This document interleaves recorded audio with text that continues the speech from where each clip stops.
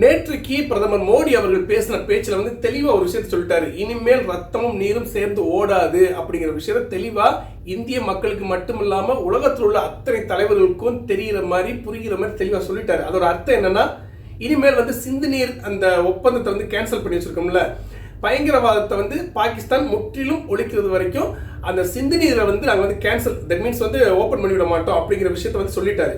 ஆனால் இதை மீறி ஏதோ ஒரு யாராவது சொல்லியிருப்பாங்க நினைக்கிறேன், இந்த பாகிஸ்தான் வெளியுறவுத்துறை அமைச்சர் இசாக் டார்ட் வந்து சொல்லியிருப்பாங்க நினைக்கிறேன், இந்த மாதிரி யாரோ வந்து இந்த இந்தியா பாகிஸ்தான் விவகாரத்தில் வந்து பெரிய ஆளாகிறாங்க, பேசி நீங்கள் ஏதாவது பேசுங்க அப்படின்னு சொல்றதுக்கு இன்னைக்கு சிஎன்என்ல வந்து அவர் கொடுத்த பேட்டி.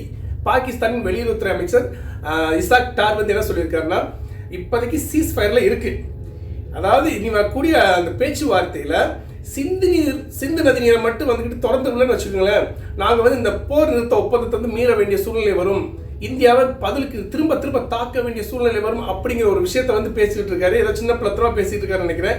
எதுக்காக நம்ம வந்து இந்த சிந்து நதி நீரை வந்து நிப்பாட்டி வச்சிருக்கோம்? பகல்காமில் வந்து 26 பேரை கொன்னீங்க. ஸோ அந்த கொன்னதுக்கு இனிமேல் நீங்கள் திருந்தணும்டா அப்படிங்கிறக்காக நம்ம வச்சிருக்கோம். ஆனால் திரும்பவும் நாங்கள் திருந்த மாட்டோம், எவ்வளோ பட்டாலும் நாங்கள் திருந்தவே மாட்டோங்கிற அடிப்படையில் வந்து அந்த இசாக் டார் வெளியுறவுத்துறை அமைச்சர் வந்து பேசியிருக்காரு. கூடிய சீக்கிரம் வாங்குவார்னு நினைக்கிறேன். பார்ப்போம், அடுத்த தகவல் வந்தோம் உங்ககிட்ட வந்து பகிர்ந்து கொள்கிறேன். மீண்டும் ஒரு நல்ல தகவலுடன்